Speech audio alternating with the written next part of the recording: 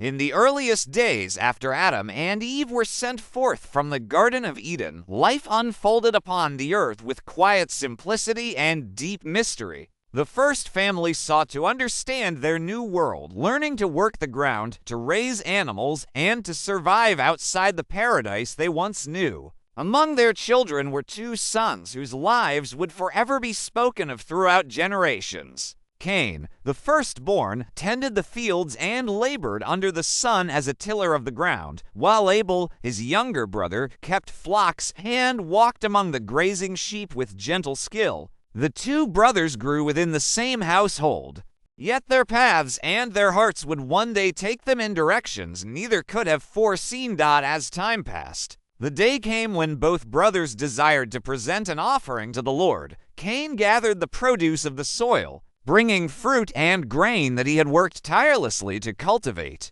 Abel, in turn, selected from among the firstborn of his flock, choosing the finest and offering them with a heart that sought to honor God with all sincerity. When the offerings were brought forth, the Lord regarded Abel's offering with favor, yet Cain's offering did not receive the same acceptance.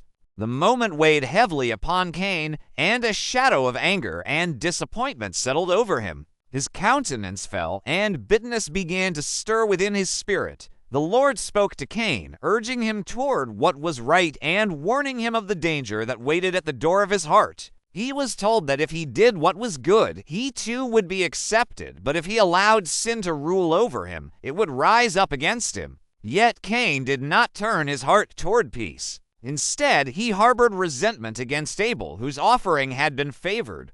One day, Cain approached Abel and invited him to go with him into the field. The brothers walked together under the open sky, perhaps as they had many times before. But on this day, the air carried a tense and silent weight that Abel could not have known would lead to tragedy. In a moment driven by jealousy, anger, and the shadow of sin, Cain rose against his brother and struck him down. Abel's blood soaked into the earth, and the world that had once known only innocence now witnessed the first taking of life.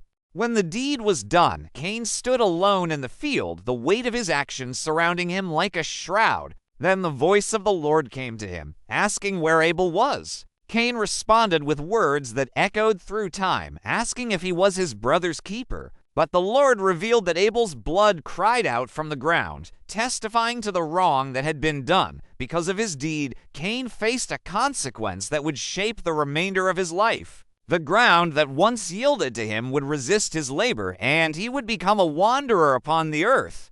Cain feared the burden of this judgment, believing that anyone who found him would seek to harm him. But the Lord placed a mark upon him, a sign of protection ensuring that no one would take vengeance upon him. And so Cain departed from the presence of the Lord, going eastward to the land of Nod, carrying the weight of his actions and the memory of his brother. The world continued to grow and expand as generations passed. But the story of Cain and Abel remained as a solemn reminder of the power of the heart, the consequences of jealousy, and the importance of walking in righteousness. Through this tale, the echo of Abel's life and the lesson drawn from Cain's path resounded throughout the ages, shaping the understanding of countless hearts who sought to live in peace, obedience, and truth before the Lord. Subscribe to my channel to stay updated. Turn on notifications in order not to miss my next video.